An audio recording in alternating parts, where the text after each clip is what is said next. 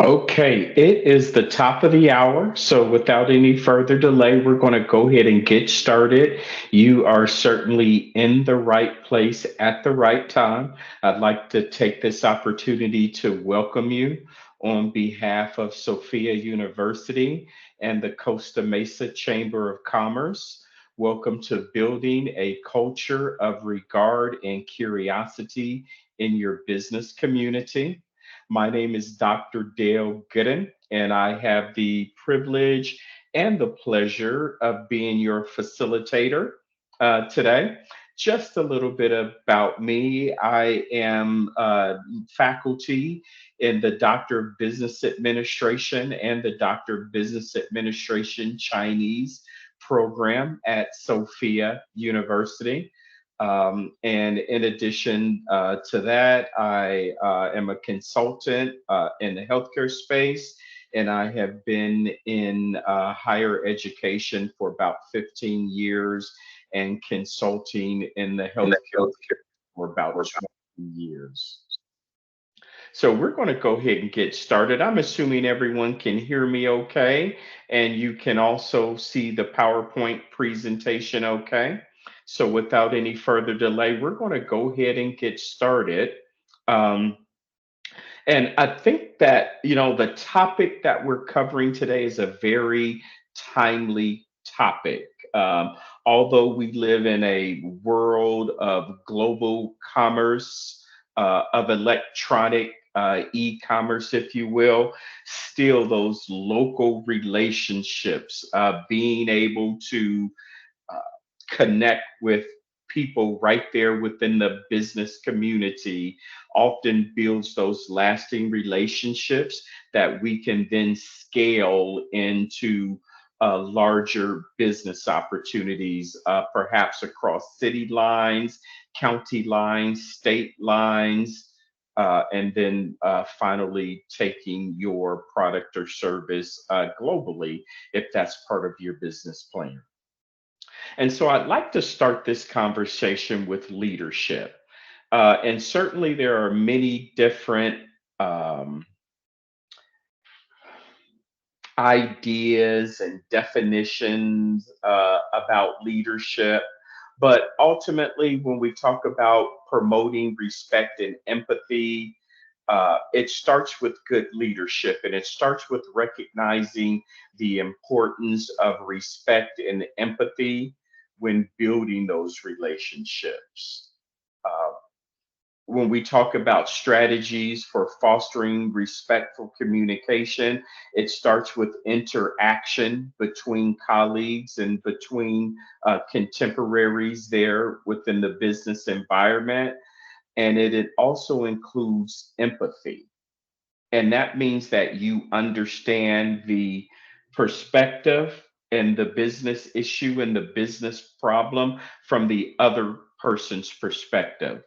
One of the more popular authors here over the last 20 years, a gentleman named Stephen Covey, part of his success and part of his coaching is to always seek first to understand. And as you build that empathy, build those strong business relationships through fostering respect and empathy, as you assist your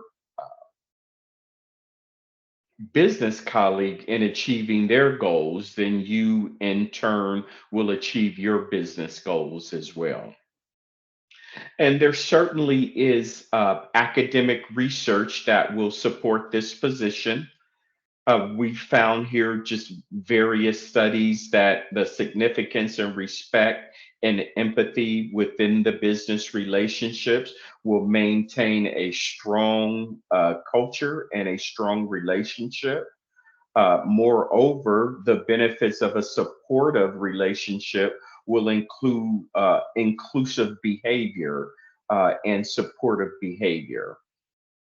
And the facts on the ground as well will prove it as well. So there's certainly a strong case for leadership, from the academic research all the way down through the relationships that we see on the ground every day in everyday business transactions.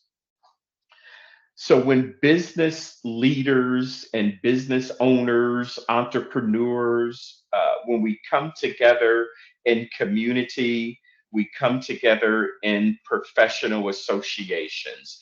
In this case, we're talking about a chamber of commerce that is designed and created with many different missions and visions. And so I thought I'd take this opportunity right now to kind of survey some Chamber of Commerce and see how their mission and vision go on to support that uh, empathy and support that respect and support strong business relationships.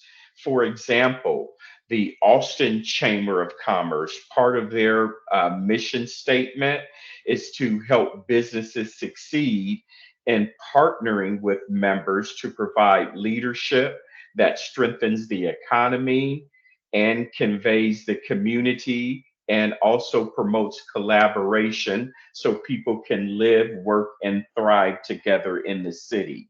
So you've got these individual business owners that obviously have their own goals and visions for their business. But when we come together in community with like minded business professionals, uh, a good, strong chamber of commerce with a good, strong mission statement can go a long way in promoting those business relationships.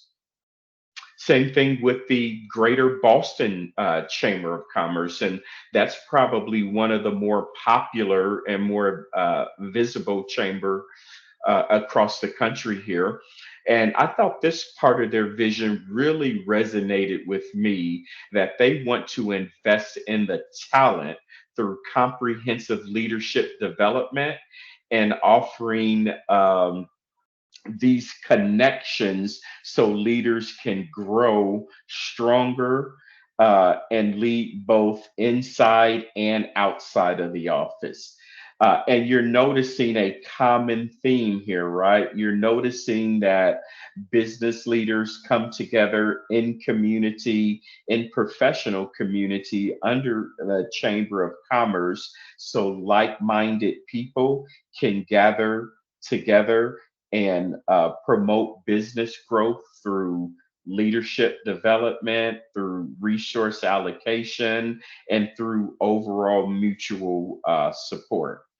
And of course, that brings us to the Costa Mesa Chamber of Commerce, of course, one of the flagship chambers in Southern California, and particularly there in South Orange County. And this part really resonated with me when I did some research on your chamber.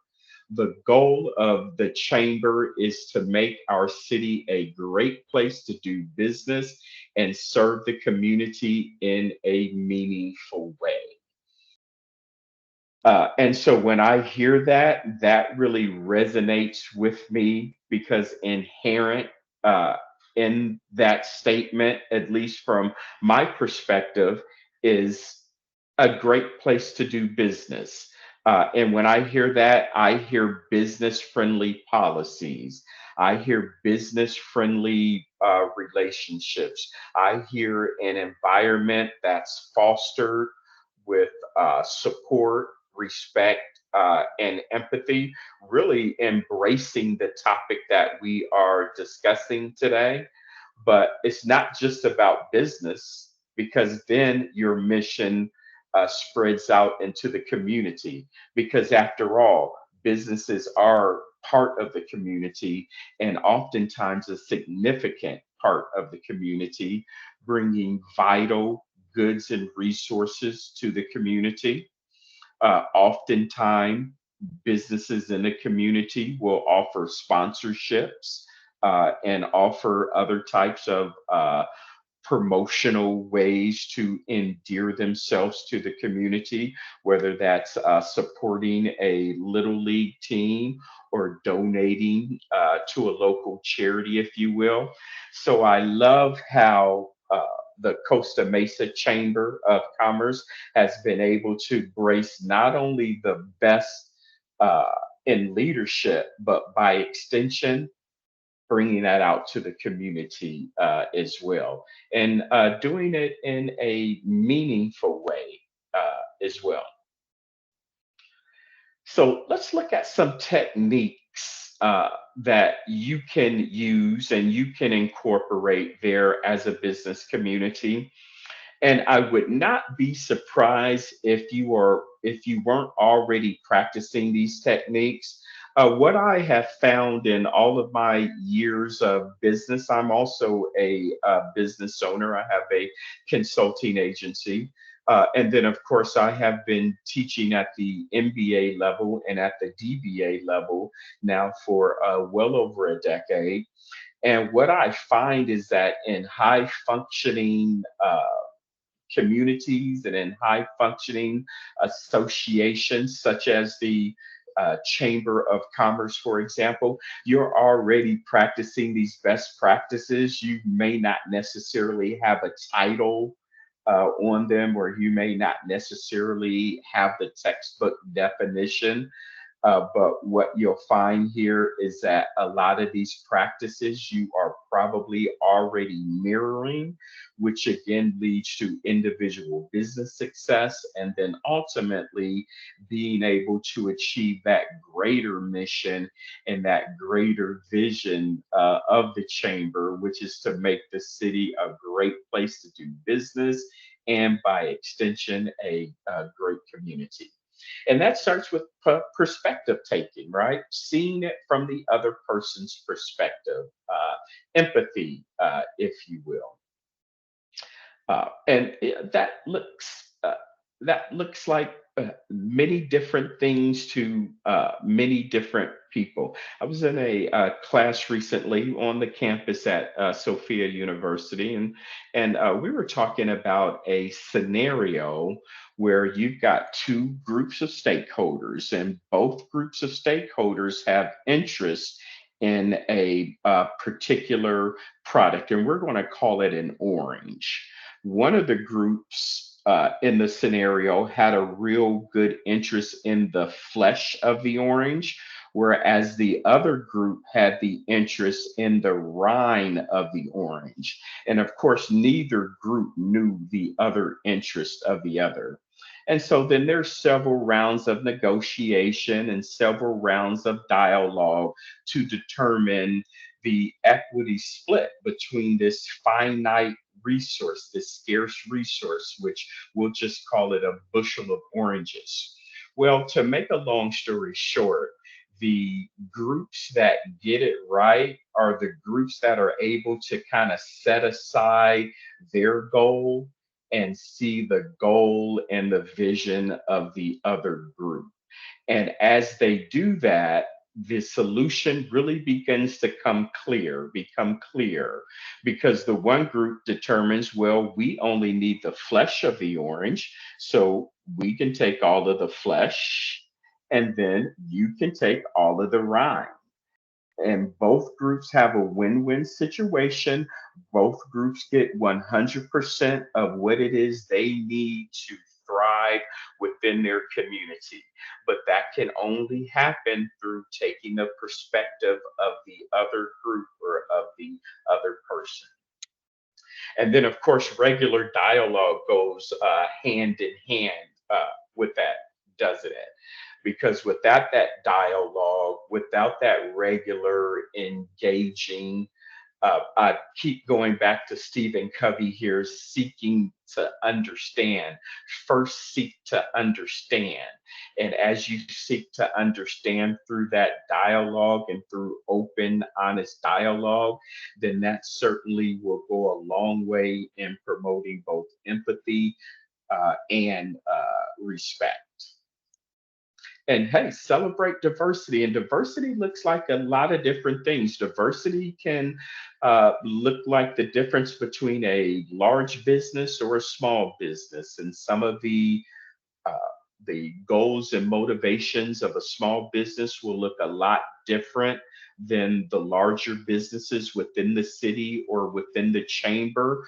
But when you come together at the same table with a goal of satisfying an external partner, maybe an overseas partner or an international partner that really wants to do business in the city, and when you can bring that diversity of the large and the medium sized business coupled with that small business, then you get a broader perspective of how you can potentially position your solution to win that business.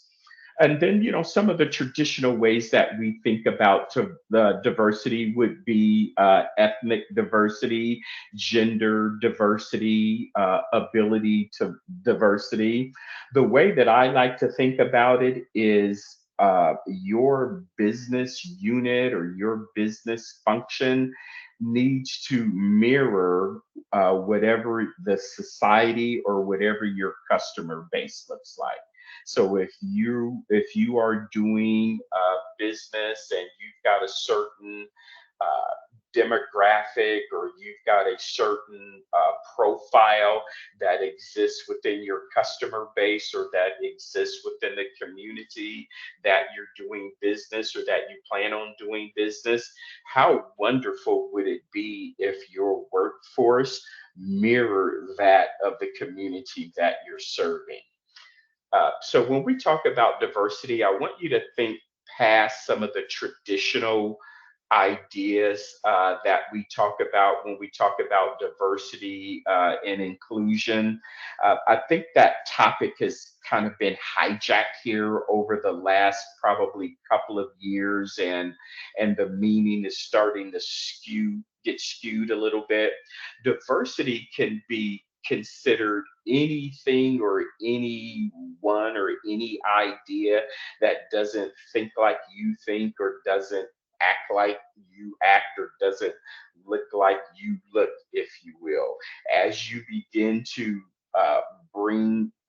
open yourself up to the inclusion of that, then those natural pockets of diversity will develop organically. So you won't have to have any type of legislation or policies and procedures to kind of artificially make that happen. It needs to come from a heartfelt empathy, a space of empathy, a space of respect, and a place of understanding, and those things will happen naturally.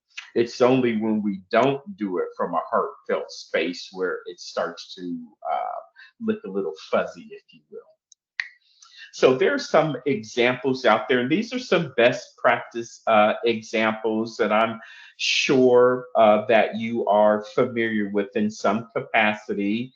uh, when we look at salesforce.com, right, they can be seen as really a model for what tech companies were for a very long time. Progressive companies with progressive cultures that allowed for hard work, but also play, that had over the top fringe benefits, if you will, catered meals, uh, paid time off for volunteering in the local community. In the case of Salesforce, for example, or professional development opportunities within the Googles and the Microsofts, if you will. So, those are examples of these high tech companies uh, incorporating these ideas of empathy, respect, and showing value of their employees in a real, tangible way. Price Waterhouse Coopers is another example there where they have a certain amount of work that they offer at pro bono. So it's their way of paying it forward. And I would love at some point to survey the members of the Costa Mesa Chamber, because I'm sure there's some type of events, a day of service where you promote your members giving back to the community. Maybe it's some type of a small business inclusion day, or some type of uh, a time either around the holiday seasons, if you will, where you're donating and feeding the homeless, or perhaps giving some of your excess goods or services and donating them on behalf of underserved communities, if you will. So, those are just examples that we see here on the national stage, but there's certainly um, some really good uh, work that's happening in the grassroots level, that happens at the grassroots level, that we don't always uh, see or hear in the national media. Actually, I think I'm going to let's just take a pause right now. I've been doing a lot of talking, so I just want to put a pause right now and see if there's any questions, comments, or concerns from the group. Any questions, comments, or concerns about anything we're covering so far? And then I just want to confirm you can see the PowerPoint presentation.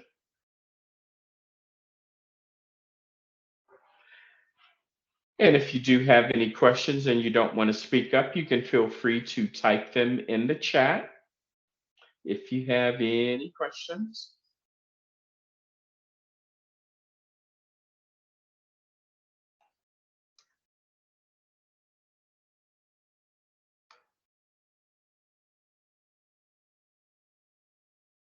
And I'm going to go ahead and continue to move on here. So, how do we do this? How do we cultivate curiosity and continuous learning? Well, it all starts with the desire to do so. I've got a student in my MBA class right now, a very successful student. He actually owns three um, liquor stores there in the Orange County area, and he decided that he wanted to come back to school and get his MBA. And I've had some really good conversations with him, and I'll actually mirror that to you. Um, You that are on the line right now that have successful businesses that are part of the Chamber of Commerce, you are actually the model business owners that MBA students and DBA students thrive to be like. We all want to start a business and we all want to run a successful business. And of course, that's what you're doing right now. Uh, and so students decide to come back to school, like my student right now that's got three uh, thriving liquor stores there in the Orange County area. But he decided that he wanted to come back to school, get his MBA, get a real time skill set, so he can perhaps scale his business even more. And so when we talk about continuous learning, it's all about uh, exposing yourself to information, or exposing yourself to ideas, or exposing yourself to opportunities that you wouldn't otherwise be privy to outside of the academic environment. So when we're in business and you're growing your business, and you are facilitating that process, you're actually getting that experience in real time, and you're doing those functions in real time. You may not have the fancy labels to understand what it is that you're doing. You may not necessarily have the definitions to know that you are out there practicing a best practice as you grow your business.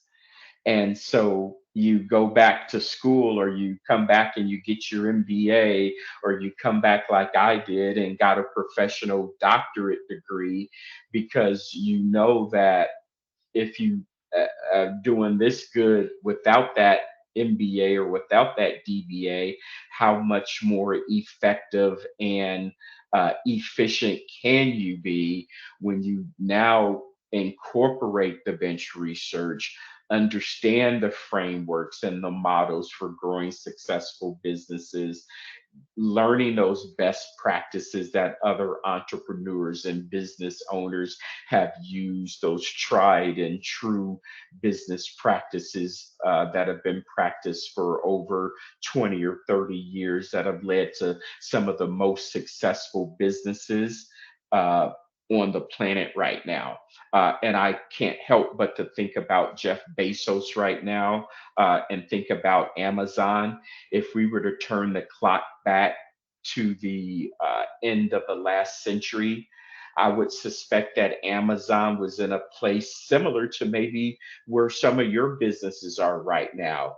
Great idea, fledgling business on the precipice of achieving all of the goals and the vision that the founder ultimately wanted to achieve. The question is, how do you get there? How did Jeff Bezos get there? How do other entrepreneurs get there? Well, I'm going to agree here that it starts with encouraging a growth mindset and being open to new ideas. That's the first point there. And that's really hard, isn't it? Because we're so successful at doing the things that it took to get us up to this point. So successful. I look at businesses and case studies and use cases for businesses. Kodak would be a great example. They were the kings of the film industry for a very, very long time, right before the advent of digital cameras, and they were really good at it.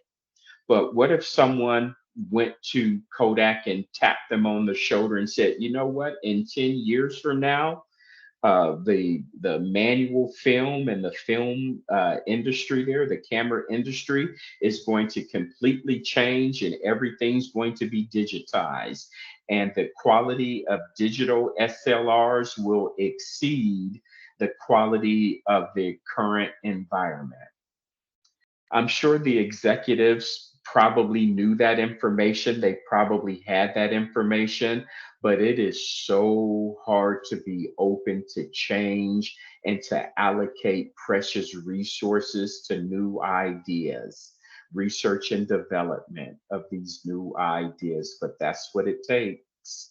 Your best customer today, your best business line, service line today, your best selling product today will likely not be your best selling product 3 years from now.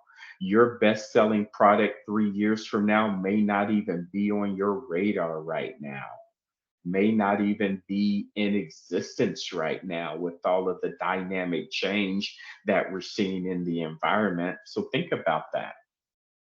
The second one, they're providing opportunities for professional development and skill sharing. And that's what you're doing now. Congratulations. You're taking time out of your busy day, your busy entrepreneurial day, if you will, your busy day where you're building your business, you're growing your business, and you're being a responsible business owner. But you're understanding that even an hour of a day and one day a week can go a long way in planting a seed that's going to create a new revenue stream later on down the line. That's going to create free cash flow somewhere down the line. And how about fostering a culture of innovation and creative problem solving? I think one way to do that is to not say, well, we've always done it that way.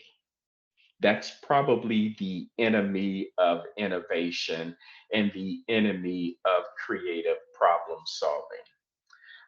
But it's tough, we're kind of in those same situations there where we've got to be open to new ideas, open to growth.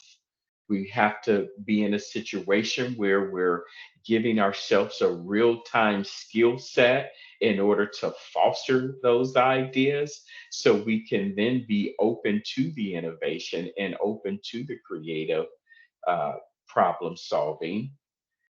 And then understanding that failure is really just an opportunity. And I know that I'm using my air quotes here, preaching to the choir, because in order to have a successful business, that means that your business was built on the opportunities that failure have provided for you.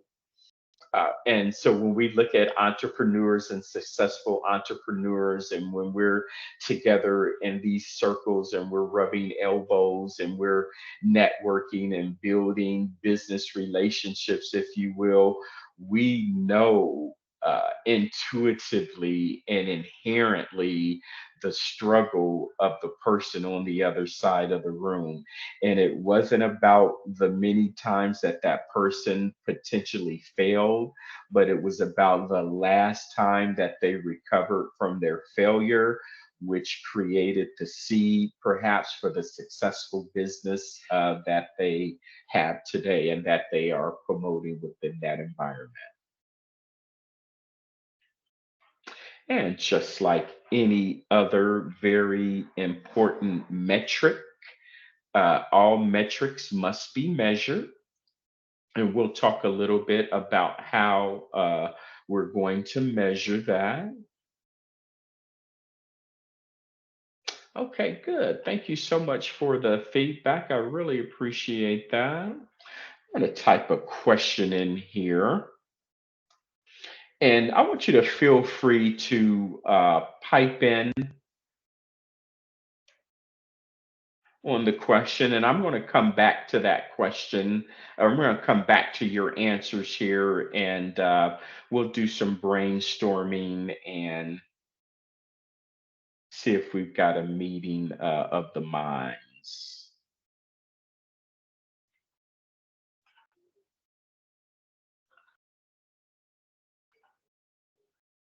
Okay, so here is your question, and actually, let me change it. There, this is a much better question. So, how do you think business success can be measured? And I could probably say should be measured. Now, I want you to think outside the box here, right? I know you're business owners, you're entrepreneurs, and of course, I'm a business professor.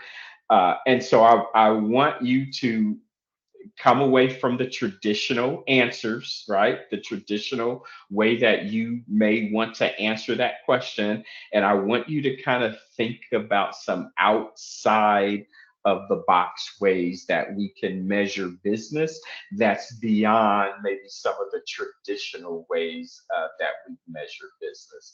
And the reason that I'm challenging you on that is because at Sophia University, we have a very different philosophy when it comes to business education and when it comes to just education in general. We're grounded and rooted in this idea of transpersonal psychology. And what that really does is it promotes self empowerment, and it promotes self inspection, and it supports that monitoring, mirroring of the internal dialogue that we have with ourselves that will then inform the way that we network with other business owners, and other entrepreneurs, and other people that we meet within the world. And so I want you to think uh, beyond the kind of basic business bottom lines and think more uh, in a holistic perspective when we talk about defining business success and defining business ideas. And we're going to come back to those ideas here in a second. But in the meantime, let's look at some ways that we can measure success and maintain the momentum of that.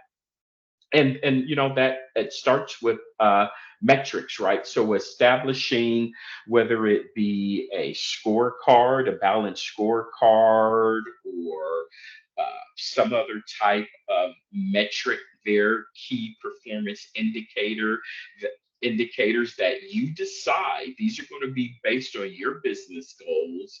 These are going to be based on your mission and vision of your company. And that's the key. Just recently, over the last probably year and a half, had a real good conversation with a gentleman. And I'll tell you, I was actually interviewing with this person, and it was a AI company, and they specialized in clinical AI and standing up these clinical AI solutions. And part of what this gentleman asked me in the interview is he said, "Well, how would you measure success of your AI projects?"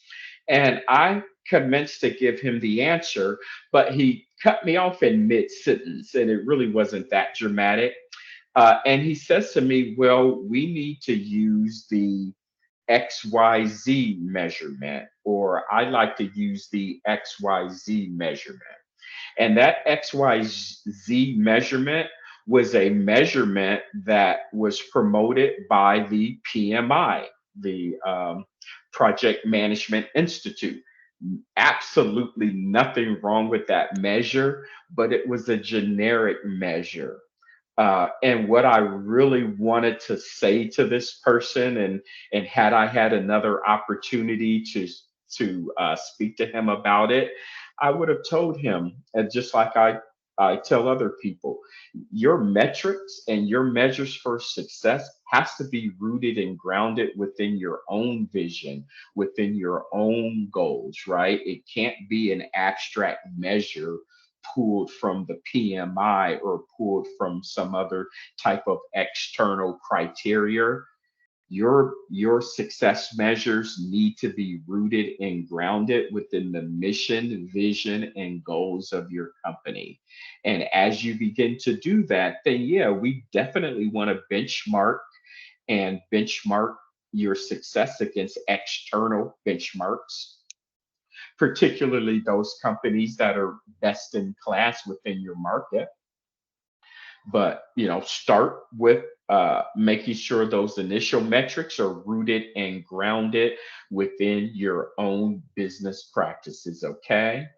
And then that second part, feedback. And I want you to think about that more of a feedback loop and closing the feedback loop. And there's a lot of frameworks that are out there. There's the plan, do, act. There's some good agile project management techniques there that you can incorporate. We learn a lot about those techniques in both the MBA program and the DBA program at Sofia University. But what I want you to think about is the close back loop. Let me give you an example. So you've got an idea. Maybe you're going to package or repackage a basket of goods or services that you then want to offer out to the community or offer out to your customers.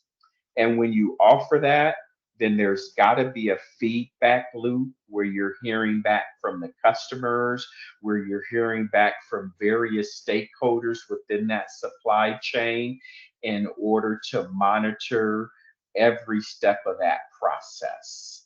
Because if you're just doing a promotion, or if you're just doing packages and you're kind of putting that out there into the business community, but you're not getting that real time feedback, you're not closing that feedback loop, then you don't have enough information to calibrate or make the adjustments, or what I'll call the necessary tweaks that you need to make in order to perfect that. Okay. I'm going to kind of go here out of order and go with reinforcements. That looks a lot of different ways, to a lot of different people. It just really depends on what your product or service is. Sometimes a sales promotion can be a reinforcement. So you've got some cogs, if you will, that you're trying to sell, or at a loss leader, or maybe you're just trying to move more units, if you will. And when you offer a sales promotion, and maybe that sales promotion is a volume incentive, rebate, or maybe it's a net 10 term if they pay the invoice in 20 days versus a net 30 term if they pay it after that. But those types of sales incentives and those types of promotions can really reinforce that business relationship. Maybe it's something as simple as you've got a customer, and if they go over a certain X amount of revenue, we'll say $100,000 in revenue, you give them a dedicated salesperson, or you give them a dedicated resource within the company that they can go to for support or for resolution. That reinforces the business relationship. So it looks a lot of different ways. That kind of gets back to what we talked about on the last slide, which is to be innovative and creative and kind of think outside the box. And then finally here, rewards. Perhaps the greatest reward that we have as business owners is market share, growing your market share, growing business, growing free cash flows, growing your revenue, growing your profit, growing your employee base, if you will. Those are some of the top line rewards that we all seek for and that we all strive for. But there may be some hidden rewards there. For some reason, Stephen Covey just seems to be resonating in my head today. And he's got one of his seven habits there. He talks about private victories versus public victories. So when we see a reward, that is a public victory, right? We'll call a salesperson up and we'll give that salesperson a free trip because she had the most sales out of all the salespeople. So she got the free trip to Hawaii. Well, that's the public victory.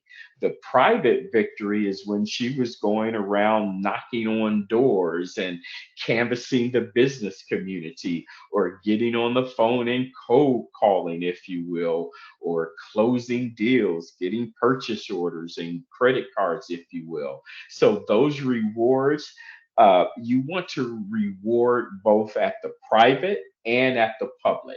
So the private rewards could mean sales promotions for that day, where maybe they're getting cash incentives for bringing in new business accounts, for example. Or maybe you're offering some type of a reward, or an incentive, if you will, for a certain amount of revenue that was generated that day. So, saying all of that to say, I want you to think about both private rewards and public rewards, because the private rewards often build the momentum for the public rewards. Okay. I'm going to go back to the question here and see if you have piped in any of your answers. Good, yeah. Customer satisfaction is huge. And now, mentioned earlier that I've been consulting in the healthcare space for almost 20 years. Granted, I'm on the IT side of it, but I've been pretty much on all sides of the in the healthcare solution space. And measuring patient satisfaction and customer satisfaction is a big deal. So you have to ask yourself within your business, how do you measure customer satisfaction in a tangible way. Sometimes it can be as simple as having them fill out a survey. You know, on your receipt, there's a survey link, and then they fill out the survey and give you real time information, if you will.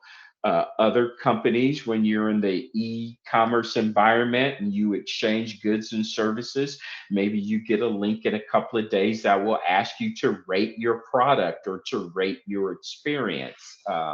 But understanding customer satisfaction or patient satisfaction in the healthcare space is a very intentional process.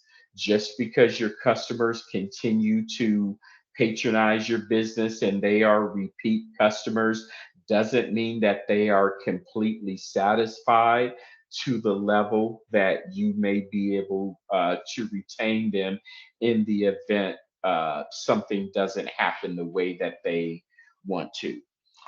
It takes a very, very long time to kind of build that credit satisfaction bank with your customer, but it only takes one transaction to lose all of the hard work there that you put in. So, understanding customer satisfaction will allow you to design sales promotions, design sales programs, design customer support programs that go a long way in reinforcing those business relationships. So outstanding. Thank you so much for sharing that, William. I love this. Engagement, sales, and goals are the achievement, and that's really the name of the game. And I talk to my class all the time. Really doesn't matter what your profession is, and it really doesn't matter what your title is. At the end of the day, you are a salesperson.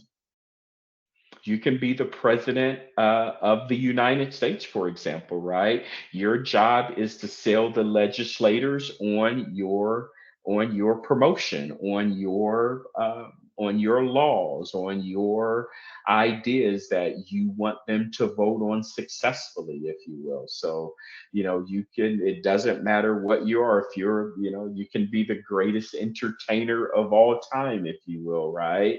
The only way you can do that is to sell songs and sell albums and to sell CDs.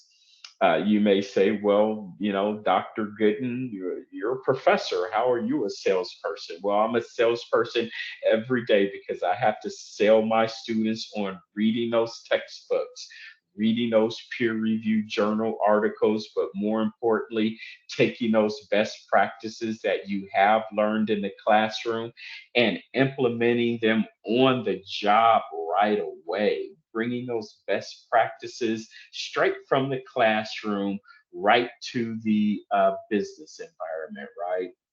It's like my student there that owns the liquor stores there in Orange County. I'm always striving to make sure that I can give him and the other students something in real time that when he opens his store on Saturday morning or Sunday morning, that he can incorporate it right away and get one more sale than he would have had he not taken that class there. Okay, wonderful. And then there's something else. Yep, service is good. Reputation. Service and service marks, these are tangible intellectual properties, just like a trademark, just like a trade secret. Service and service marks and service models are intellectual property. So if you've got a good service mark, if you've got a good service model, you may want to look to codify that to make sure your intellectual property is protected, and you may be able to scale that service model not only in your industry, but you may be able to take that service model to other industries. That's an idea that we call benchmarking. Perfect example are these ideas called checklists. We use checklists for just about every major project that we have within the IT space, within the HIT space. Well, guess what? We actually borrowed checklists from the airline industry, because part of what pilots do and airline professionals from a safety perspective to make sure all the I's are dotted and the T's are crossed is they have to have a checklist. And so taking that best practice from one industry, bringing it into another industry there. Great. Oh, and I love that part about the reputation. Thank you so much for sharing that, Mike. That is a big deal. Now, let's see here. So, when we talk about the reputation, that is what your customers say about you. That is your reputation. Whereas what you say about yourself, and I'm talking here from a business perspective, what you say about yourself is really your mission and your vision. But what it looks like or how it gets interpreted from the customer's perspective then becomes your reputation. And then by extension, there's just one more thing I want to say about that. If I were to ask you what business you're in, and I'm going to go ahead and just type that in there. What business are you in? I'll give you a trick question. I could easily say you're in the sales business because certainly I've been on that soapbox today. And no matter what your answer to this question is, what type of business you're in, you may say you're in the logistics industry. You may be a restaurant owner, for example. Maybe you own a staffing company, perhaps. But I'm going to challenge you, and I am going to challenge you to think and believe and understand that the business that you are in is the business that your customers say that you're in. Meaning that you could have a specific product or service and a mission and vision that you're bringing to the market, but the acceptance of that business and service and the utility and utilization of that business or service is solely established by the customer. And as you begin to get that feedback and close that feedback loop from your customer and understand what your product or service really is in the marketplace, then you can begin to design and create your internal systems, processes, and procedures to match what your product match the gap that your product or service is filling within the marketplace. So kind of a different thought process, right? One thought process that I'm the business owner, this is my product, this is what I'm presenting to the industry. But the other product says is that this is my offering, but ultimately I've got to get that feedback from my customer in order to really understand the niche or the need that I'm fulfilling within that marketplace. Okay. And thank you very much, Laura and Mike, for all of the great interaction there. I really appreciate that. So, when we kind of starting to conclude here, when we talk about fostering and focusing on respect, empathy, and curiosity, the Chamber of Commerce can create a thriving and supportive business community that fosters collaboration, innovation, and long term business success. So, to kind of recap what we've talked about today, the key strategies and techniques for building a culture of regard. We talked about the long term benefits of investing in respect, empathy, and creating a continuous learning loop.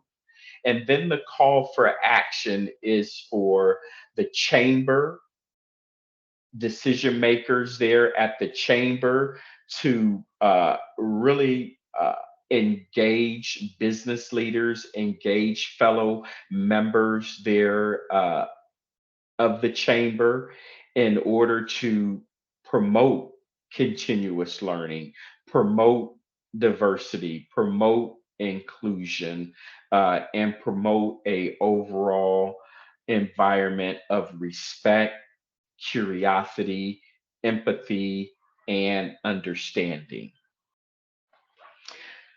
So now let me now put on my sales hat here because we mentioned earlier that all professions are sales professions, no matter what your profession is.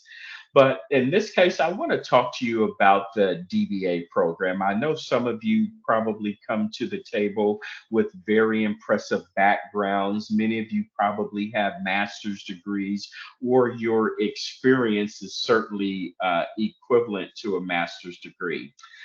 Like I mentioned, I've been teaching in business classes here for about 15 years, and every student that I have in my course, they want to be just like you. They want to be just like Mike, literally Mike. They want to be just like William.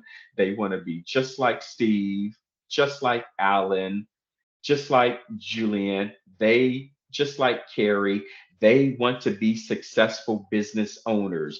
They want to be successful entrepreneurs.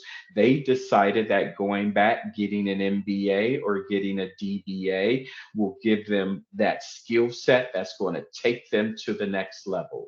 And that's where I hope that you are today. And that's why I hope that you took this seminar today because you understand that there's a gap perhaps in where you are and where you want to be, and you've got lofty goals and visions for your business and for your family and for yourself personally. How do you get to the next level? Well, I'm going to advocate that getting your Doctor of Business Administration from Sofia University can help you get to the next level because we are teaching and focusing on the competencies that can help you get there.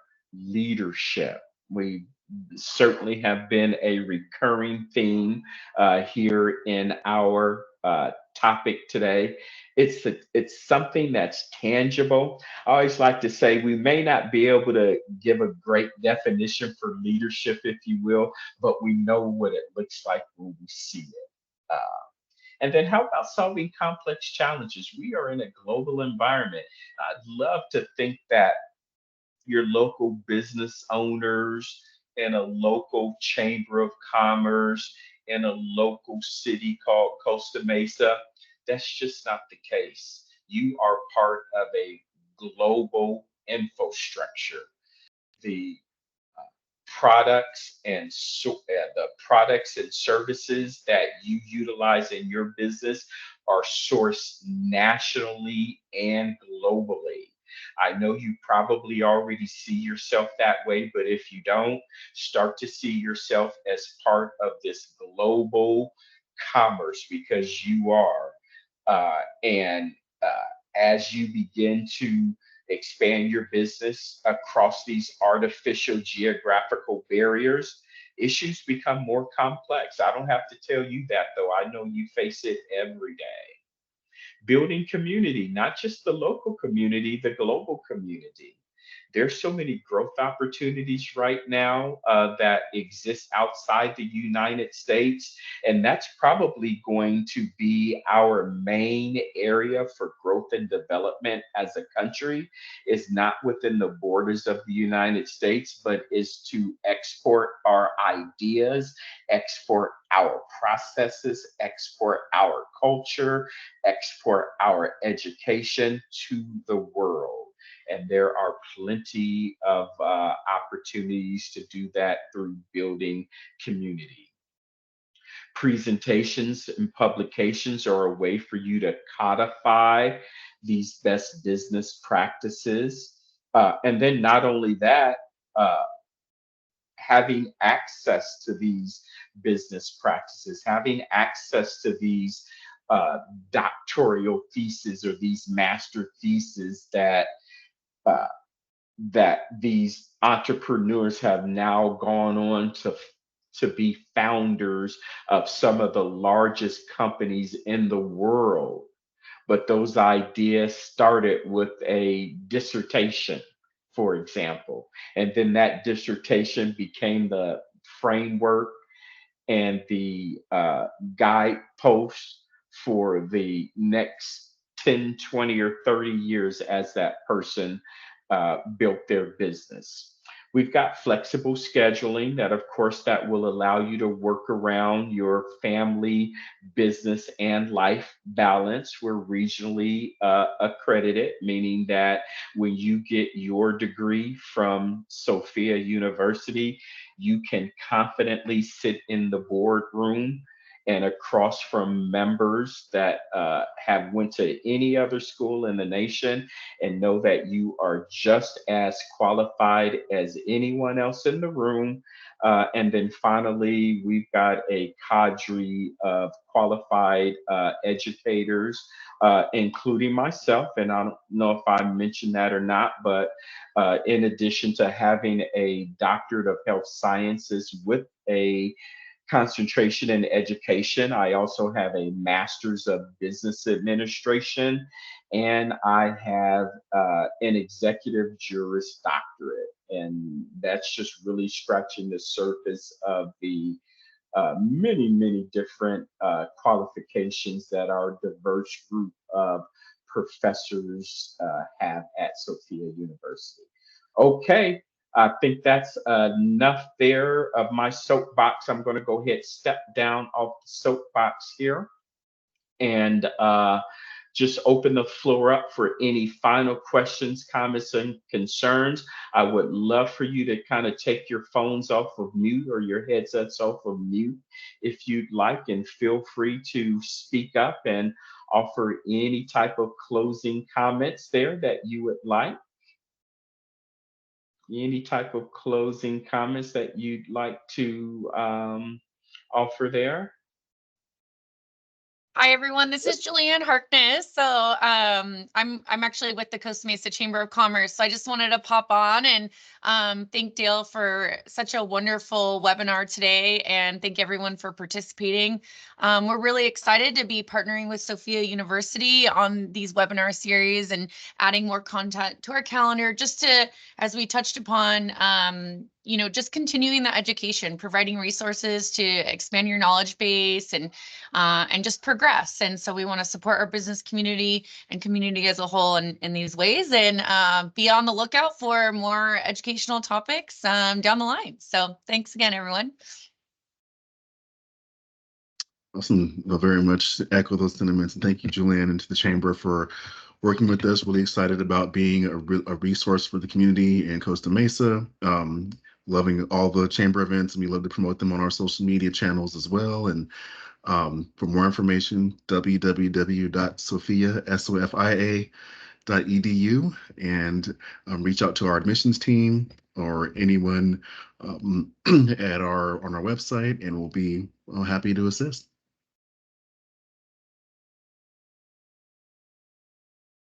Okay, on that note, then I'm going to wish you all a wonderful evening. And I look forward to building a good, strong relationship there with the Costa Mesa Chamber of Commerce. And I hope to see one, if not most of you, in a classroom on the campus very, very soon. Have a wonderful evening, everyone. Thank you very much, Dale, Julianne, Everyone. You're quite Roland. welcome. Very good stuff.